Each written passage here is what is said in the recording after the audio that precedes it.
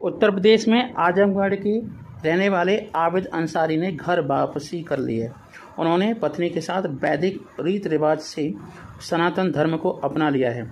जनेऊ धारण कर वो आर्यन राजभर बन गए और उनकी पत्नी शबनम से खुशबू बन गई है। आर्यन का कहना है कि वह सनातन धर्म से बेहद प्रभावित थे, इसलिए उन्होंने हिंदू धर्म अपना लिया। 14 साल में उन्होंने अयोध्या, मथुरा, बांके बिहारी मंदिर समेत भारत के कई मंदिरों का भ्रमण किया और पूजा अर्चना की। भगवान के प्रति उनकी आस्था इतनी बढ़ गई थी कि बहुत सालों से वो जागृत होती चली गई और पिछले 5 साल से तो वो जन्माष्टमी भी मनाते आ रहे थे। और आजमगढ़ जनपद के जहानागंज थाना क्षेत्र के सुभी ग्राम निवासी इलियास अंसारी के 3 बेटे हैं। सबसे छोटा पुत्र आबिद अंसारी है। तीनों का परिवार अलग अलग रहता है।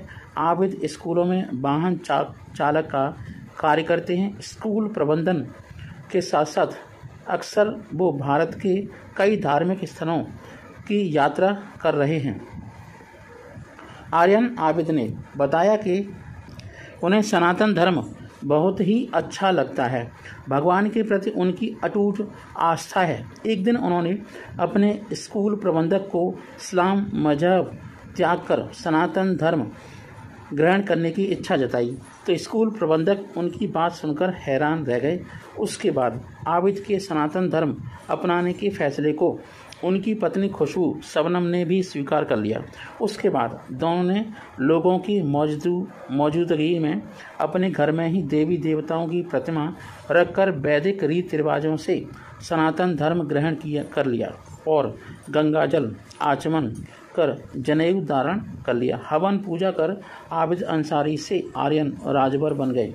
आर्यन ने बच्चों का नाम भी बदलकर सनातन धर्म के अनुसार कर दिया है। आर्यन ने कहा कि मैंने खुद से सनातन धर्म अपनाया है। कुछ लोगों ने विरोध किया था, लेकिन मुझे अपने फैसले पर विरोध नहीं करना है। हमें अपने फैसले पर गर्व है। जय श्री राम, जय भारत माता की, जय हिंद। सुप्रीम कोर्ट ने चेन्नई में एक सरकारी अस्पताल में इलाज करा रहे तमिलनाडु के मंत्री वी सेंथिल बालाजी को किसी निजी अस्पताल में स्थानांतरित करने की अनुमति देने संबंधी मद्रास उच्च न्यायालय के आदेश पर रोक लगाने से बुधवार को इनकार कर दिया। जैसा कि आप जानते हैं, ईडी प्रवर्तन निर्देशालय ने तमिलनाडु परिवहन विभाग में पैसे लेकर नौकरी देने संबंधी कथित घोटाले के सिलसिले में बालाजी को गिरफ्तार किया है। ईडी ने मद्रास उच्च न्यायालय हाईकोर्ट के आदेश के खिलाफ उच्चतम न्यायालय का रुख किया था और उच्चतम न्यायालय के न्यायमूर्ति सूर्यकांत और न्यायमूर्ति एम सुंदरेश की अवकाशकालीन पीठ ने कहा कि यदि याचिका उच्च न्यायालय में लंबित है और उसने ईडी को उच्च न्यायालय का रुख करने को कहा। पीठ ने कि उच्च न्यायालय ने एक अंतरिम आदेश में टिप्पणियां की हैं और इस अदालत की किसी भी मौखिक टिप्पणी का मामले पर कोई असर नहीं पड़ेगा। सुप्रीम कोर्ट ने मामले पर अगली सुनवाई के लिए 4 जुलाई तक की तारीख तय कर दी है और सुनवाई शुरू होने पर ईडी की ओर से पेश सॉलिसिटर जनरल तुषार मेहता ने कहा कि उच्च न्यायालय का आदेश गलत मिसाल कायम करता है। तमिलनाडु के बिजली और आबकारी मंत्री बालाजी को ईडी ने पैसे लेकर नौकरी देने से जुड़े कथित घोटाले के सिलसिले में धन शोधन निवारण अधिनियम के तहत गिरफ्तार किया है। यह कथित घोटाला तब हुआ था जब वह दिवंगत जयललिता के नेतृत्व वाली पूर्ववर्ती अखिल भारतीय अन्ना द्रविड़ मुन्नेत्र कषगम अन्नाद्रमुक सरकार में परिवहन मंत्री थे। बालाजी को गैर कानूनी तरीके से गिरफ्तार करने का आरोप लगाते हुए उनकी पत्नी द्वारा दायर बंदी प्रत्यक्षीकरण याचिका पर उच्च न्यायालय ने अंतरिम आदेश दिया था। अनुराग ठाकुर ऑन आदिपुरुष, देर आए दुरुस्त आए। ओम राउत के निर्देशन में बनी फिल्म आदिपुरुष के डायलॉग पर विवाद बढ़ता ही जा रहा है। दरअसल प्रभास स्टारर फिल्म में रामायण के चित्रण और ख़ास तौर पर इसके डायलॉग को काफ़ी निगेटिव रिव्यू मिला है और एक्चुअली ये हिंदू धर्म की भावनाओं को आहत पहुंचाने वाला है। इस पर कड़ी कार्रवाई होनी चाहिए। ब्लास्फेमी भी हो सकती है। कहा जा रहा है कि फिल्म में रामायण के कैरेक्टर्स का अनादर किया गया है और धार्मिक भावनाओं को आहत किया गया है। ऐसे में इस मामले में अब सरकार ने भी सख्त एक्शन लेने का मन बना लिया है। अब देखते हैं क्या होता है। आदिपुरुष पर सरकार के तेवर सख्त हो गए हैं। आदिपुरुष को लेकर चल रहे विवाद के बीच सूचना एवं प्रसारण मंत्री अनुराग ठाकुर ने कहा है कि लोगों की धार्मिक भावनाओं को आहत करने का अधिकार किसी को नहीं दिया जा सकता, चाहे मनोज मुंसर हो चाहे कोई और भी हो। और केंद्रीय फिल्म प्रमाणन बोर्ड CBFC को इस पर फैसला करना है। उन्होंने ये भी कहा है कि मुझे रिपोर्ट्स मिली हैं कि प्रोड्यूसर फिल्म के डायलॉग बदलने को तैयार हैं। अनुराग ठाकुर ने ये भी कहा कि वह इसी की देखरेख भी करेंगे। धार्मिक भावनाओं को ठेक नहीं पहुंचेगी। अगर ऐसा किया जाएगा तो कड़ी से कड़ी कार्रवाई की जाएगी। कम से कम उनकी निगरानी में तो नहीं ऐसा हो सकता। टीम ने डायलॉग बदलने को लेकर क्या कहा था, वहीं इससे फिल्म की टीम द्वारा जारी एक बयान में कहा गया है कि आदिपुरुष को दुनिया भर में ज़बरदस्त रिस्पॉन्स मिल रहा है, झूठे हैं साले कहीं के, और फिल्म में सभी उम्र के दर्शकों का दिल जीत रहा है। वहीं टीम ने जनता और दर्शकों के इनपुट को महत्व देते हुए फिल्म के संवादों में बदलाव करने का फैसला किया है। ये तो वही बात हो गई, किसी को थप्पड़ मार दो और सॉरी बोल दो, किसी का गला काट दो, बस कह दो कि हमें फांसी दे दो। ये तो यही बात हो गई। आदिपुरुष के बैन की भी हो रही है मांग और इसे बैन किया जाना चाहिए और उन लोगों के लिए कड़े एक्शन लिए जाने चाहिए जिन्होंने ये बनाया है। प्रभास जैसे एक्टरों को तो खास करके, वो तो केवल पैसे के लिए हिंदू भावनाओं को आहत कर रहे हैं। 16 जून को सिनेमाघरों में रिलीज हुई थी फिल्म। बॉक्स ऑफिस पर है ना इतिहास रचते हुए शानदार कलेक्शन तो कर रही है, लेकिन फिल्म के संवादों पर लोगों ने आपत्ति जाहिर किया और घटिया रिस्पॉन्स आया है पूरे देश भर से। और जानकारी के लिए बता दें कि छत्तीसगढ़ के CM ने तो इसे पूरी तरीके से बैन करने के लिए कहा है। जय हिंद, जय भारत। टाइटैनिक का मलबा, जैसा कि आप जानते हैं कि 1913 में ऐसा जहाज़ जो कभी डूबने वाला नहीं था, वो 1913 में डूब गया था एक आइसबर्ग के टकराने से। इसमें 1700 लोगों की मौत हो गई थी, कुछ लोग ही बचे थे। तो उसका मलबा पड़ा हुआ है। तो भूवैज्ञानिक और जीव वैज्ञानिक वहाँ पर जाकर के अपना रोमांच का मुद्दा सफल करते हैं और रोमांच जो उन्हें लगता है कि वो उससे कुछ रिसर्च भी करते हैं। इसके लिए एक यात्री को लगभग 2 करोड़ रुपए चुकाने पड़ते हैं, उसकी टिकट है, और कुछ ज़्यादा लोग नहीं आते, कम लोग। तो इसी से संबंधित एक वीडियो मैं आपके लिए लेके आया हूँ। टाइटैनिक दिखाने वाली पनडुब्बी में यात्रा कर चुके मशहूर, आपको बता दें कि एक मशहूर यूट्यूबर ने एक जानकारी, रहस्यमयी जानकारी दी है। तो टाइटैनिक के अवशेषों को अपनी आंखों से देखने के लिए समुद्र की गहराई में 4000 मीटर तक डुबकी लगाना कुछ ऐसा है जो अब तक बहुत कम लोगों ने किया है। बीते रविवार को टाइटैनिक को दिखाने वाली पनडुब्बी 5 लोगों के साथ गायब हो गई है और पूरे वर्ल्ड में उसकी क्या मच गई है खलबली।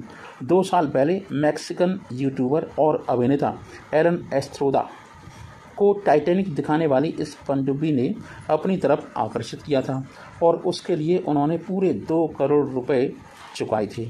एलन अपने YouTube channel Alan around the world के लिए लोकप्रिय है। एलन एस्ट्रोदा ने BBC से बात में करते हुए बताया कि इस यात्रा में शामिल सभी लोग इस बात से पूरी तरह वाकिफ थे कि हम क्या जोखिम उठा रहे हैं, मतलब वहाँ से जिंदा वापस लौटेंगे या नहीं, क्योंकि आप सब जानते हैं टाइटैनिक जहाज़ एकदम से मनहूस माना जाएगा, है ना। उन्होंने कहा कि मैंने कभी भी असुरक्षित महसूस नहीं किया। मुझे जोखिम के बारे में जान सकने के बारे में पूरी तरीके से पता था। मुझे पता था कि अगर कुछ हुआ और गहराई में जाकर पनडुब्बी को नुकसान पहुंचता है तो शायद हम नोटिस भी नहीं कर पाते, हमें कुछ पता भी नहीं चलेगा कि हुआ क्या है। हुआ क्या है कि ओशन गेट एक्सपीडिशन की एक पनडुब्बी है, ठीक है, जिसकी लंबाई 6.7 मीटर है। 5 लोग उसमें सवार हैं। उसमें केवल 96 घंटों तक की ऑक्सीजन बची है और ज़मीन में नीचे समुद्र में 4000 मीटर गहराई की नीचे तक पहुंच चुकी है। अब पता नहीं क्या हुआ है कि उसका संपर्क लोगों से टूट गया है। जो आपका ऊपर कंपनी का ओशन गेट का एक कंट्रोलिंग पावर स्टेशन है, वहाँ से एलन को समुद्र के भीतर इस तरह की यात्राओं के बारे में कोरोना महामारी के दौरान पता चला था। उस दौरान एलन अपने यूट्यूब चैनल अपनी सीमाओं से बाहर ले जाकर कुछ नया करने के तरीके खोज रहे थे। उन्होंने पनडुब्बी की यात्रा को लेकर रिसर्च की और अपने स्पॉन्सर्स जुटाए। फिर साल 2021 में जब एलन की यात्रा के लिए आवेदन किया तो इस दौरान उन्हें 1 करोड़ रुपए, सामान्य से दोगुने अराउंड 2 करोड़ रुपए का भुगतान करना पड़ा। जुलाई 2021 में उनका पहला प्रयास असफल रहा। वह 3 अन्य यात्रियों और pilot Stockton Rush OceanGate company की अध्यक्ष और पनडुब्बी के निर्माता के साथ टाइटन पर उतरे, लेकिन तकनीकी समस्याओं के कारण उन्हें यात्रा शुरू होने से कुछ समय पहले ही सतह पर लौट आना पड़ा। सेम इसके साथ भी हुआ है, जो 1 साल बाद वह दूसरे चालक दल और यात्रियों के साथ रवाना हुए। इस बार एलन की यात्रा सफल रही, लेकिन यात्रा से पहले उन्हें एक दस्तावेज पर हस्ताक्षर करना पड़ा था। वो क्या था? इसमें लिखा था कि अटलांटिक महासागर के तल में टाइटन पनडुब्बी जैसे प्रयोग के दौरान यात्रा में शामिल खतरों के लिए यात्री स्वयं जिम्मेदार है। अगर यात्री को कुछ हो जाता है तो कंपनी उसमें 1 रुपया भी नहीं वापस करेगी। मरते हो तो। एस्ट्रेदा कहते हैं कि आप उन सभी चीज़ों को ध्यान से पढ़ते हैं जो हो सकती हैं, लेकिन हवाई जहाज़ पर चढ़ना भी एक जोखिम है। यह घिसा पिटा लगता है, लेकिन जीवन एक जोखिम भी तो है। लेकिन अंत में जिन लोगों ने इसे सफलतापूर्वक पूरा किया है, उनका कहना था कि जोखिम के बदले डूबते हुए टाइटैनिक को देखना सुखद है। उनका कहना है कि यह कई कारणों से शानदार है। यह जानते हुए भी इतने कम लोग इतनी गहराई तक गए हैं।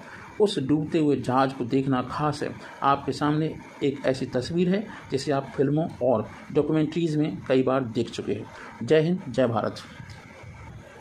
एलन एस्ट्रादा बताते हैं कि पनडुब्बी में यात्रा की शुरुआत में ऐसा लगता है कि जैसे कोई रॉकेट लॉन्च किया गया हो। और एलन कहते हैं कि सच बताऊं तो पनडुब्बी की यात्रा कुछ खास नहीं है। आप एक कैप्सूल के अंदर हैं, जो क्लॉस्ट्रोफोबिया वाले किसी भी व्यक्ति के लिए अकल्पनीय है, लेकिन इससे ज़्यादा कुछ नहीं है। जहाज़ टाइटैनिक की तबाही के सामने होना सबसे ज़्यादा प्रभावशाली चीज़ है। कार्बन फाइबर और टाइटेनियम से बनी पनडुब्बी में चलने फिरने के लिए ज़्यादा जगह नहीं है। यह 6.7 मीटर लंबी, 2.8 मीटर चौड़ी और 2.5 मीटर ऊंची। साथ ही इसमें 5 लोगों के लिए 96 घंटों की ऑप्शन ही बैठते हैं और 8 लोग यात्रा में कुछ 8 घंटे लगते हैं। समुद्र में 4000 मीटर जाने के लिए 2 घंटे जाने के लिए 2 घंटे और टाइटैनिक को देखने के लिए 4 घंटे, फिर वापस आने में 2 घंटे। तो इस तरीके से ये टाइम लगता है। गुम हुई टाइटन पनडुब्बी की तलाश जारी है। अब देखते हैं क्या होता है, भगवान जाने। पनडुब्बी में अंदर रहने के दौरान एलन इसे कंट्रोल करने में सक्षम थे। इसे एक वायरलेस वीडियो गेम कंट्रोलर की तरह दिखने वाले डिवाइस से कंट्रोल किया जाता है। एलन बताते हैं कि पनडुब्बी को कंट्रोल करना आसान है। इसे आगे पीछे ऊपर नीचे घुमाया जा सकता है। उस अंधेरी जगह पर कम्युनिकेशन और नेविगेशन सिस्टम की मदद से टाइटैनिक के अवशेषों तक पहुंचना कठिन है। अपनी यात्रा के दौरान एलन ने डूबते हुए जहाज़ तक पहुंचने के इंतजार में टाइटैनिक फिल्म का एक हिस्सा भी देखा, जैसा कि उनके इस एक वीडियो में दिखाया गया है। पनडुब्बी को अंदर से नहीं खोला जा सकता। इसे सिर्फ कुछ खास उपकरणों की मदद से बाहर से ही खोला जा सकता है, इसलिए यात्री बिना बाहरी मदद के इससे बाहर नहीं निकल पाएंगे। एलन एस्ट्रादा वे कुछ और नहीं कर सकते, सिर्फ बचाव की प्रतीक्षा कर सकते हैं। मुझे लगता है कि वे लगातार संपर्क साधने की कोशिश कर रहे होंगे। अब अमीरों के शौक था ना, वो बन गया मुश्किल। टाइटन पनडुब्बी पर एलन एस्ट्रादा ने ये आपका दिया है। उनका कहना है कि वो जानते हैं कि इस तरह की यात्राएं काफ़ी विवादास्पद होती हैं। वजह है कि इन यात्राओं के दौरान खर्च होने वाली राशि। एरन के मुताबिक कुछ लोग इस तरह की यात्राओं को हल्के में लेते हैं, जैसा कि अमीरों के लिए कोई खिलौना हो। लेकिन मेरा मानना है कि मैं जिन वैज्ञानिकों से मिला हूँ उनकी माने तो इस तरीके से समुद्र की गहराइयों में खोज जारी रखी जा सकती है, क्योंकि यह कुछ ऐसा है जो बहुत महंगा है।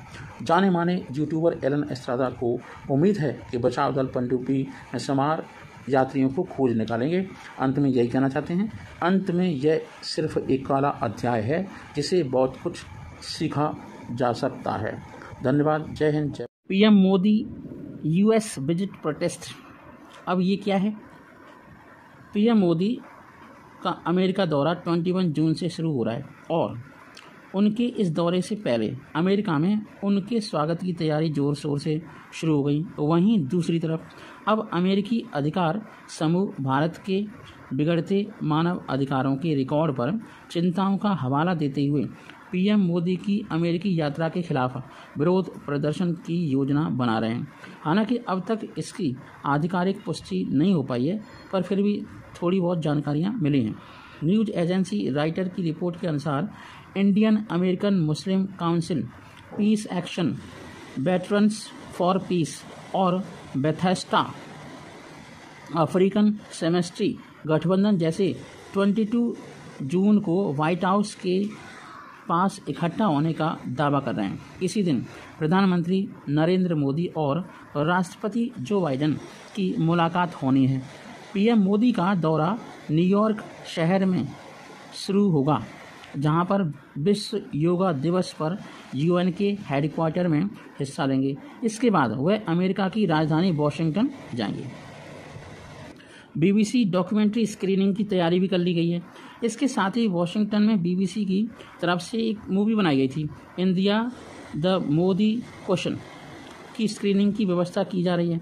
बीबीसी की ये डॉक्यूमेंट्री भारत में विवादों में रही और भारत सरकार ने यूट्यूब पर इसे बैन कर दिया था। इस पर सरकार ने बैन जो लगाया था उसके विरोध में कई समूहों ने मोदी नॉट वेलकम के और मोदी को हिंदू वर्चस्व से बचाओ की कहानी के लिए फ्लायर्स तैयार किए गए थे। उठाया गया था ये मुद्दा क्या?